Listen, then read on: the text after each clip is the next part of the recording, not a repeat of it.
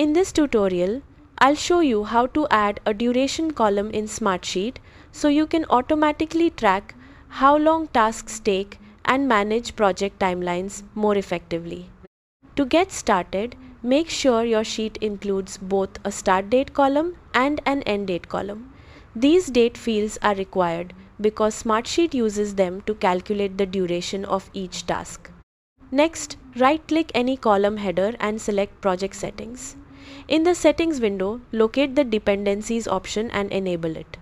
This allows Smartsheet to manage task relationships and automatically calculate durations based on your project dates. Once dependencies are enabled, click OK to save your changes.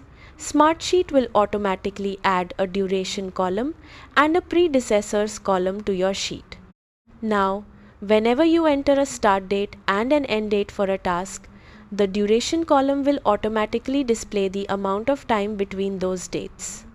As you update your project schedule, the duration values will update automatically, helping you keep your timelines accurate without manual calculations. This feature is especially useful for project planning, resource management, and tracking deadlines across multiple tasks. That's how to add a duration column in Smartsheet. Thanks for watching.